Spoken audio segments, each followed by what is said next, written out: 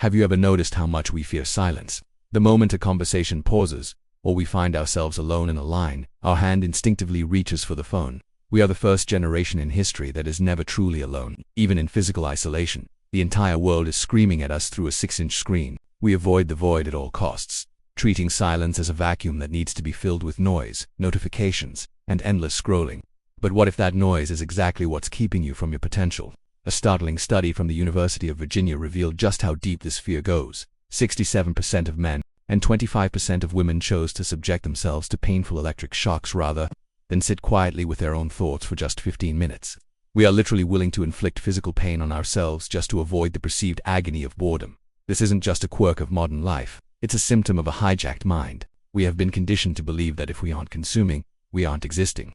But history tells a different story.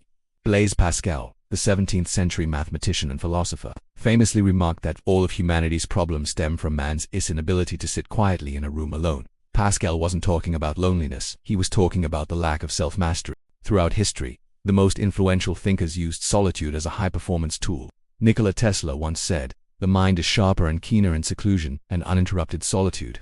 Originality thrives in freedom from outside influences." Tesla knew that to invent the future, he had to disconnect from the present. Science now confirms what these visionaries felt.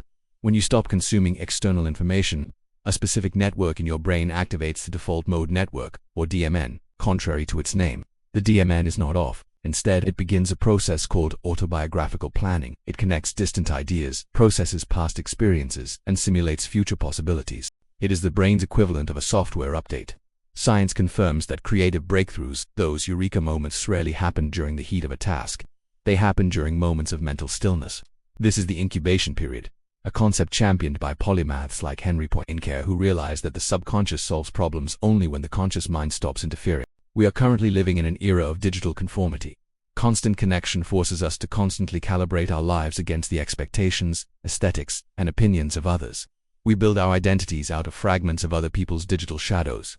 Eventually, we lose the answer to the most important question: what do I actually want? Solitude acts as a psychological filter. It washes away the superficial layers of social conditioning. It is an expensive luxury because it requires the courage to admit that under all those masks, you might be a completely different person than the one you've been pretending to be. Look at the lives of the modern elite. While the masses are fed a diet of constant distraction, the top 1% often practice radical withdrawal. Bill Gates famously takes weeks, 7 days of total isolation in a cabin with nothing but books and a notepad. No emails, no meetings, no internet. He understands that a week of deep thought is worth more than a year of shallow reaction. This is the difference between being busy and being effective. How do you reclaim the power of solitude in a world that demands you stay connected 24/7? It starts with the expensive solitude protocol. First, embrace the golden hour. The first 60 minutes after you wake up must be a sanctuary. No news, no messages. Let your default mode network set your own internal compass before the world hijacks it with its own agenda. Second, practice the disconnected walk. Go outside without headphones or a smartphone. At first it will be boring. Then, you will feel a surge of anxiety, the digital withdrawal, but if you push through, clarity will arrive. You will start to notice patterns in your life that were previously hidden by the noise. Finally, treat solitude as a reward, not a punishment. Your time alone is not isolation. It is your elite laboratory, the place where the best version of you is constructed. In a world where everyone is shouting to be noticed, silence becomes the loudest statement you can make. The ability to be alone is the ultimate foundation of freedom.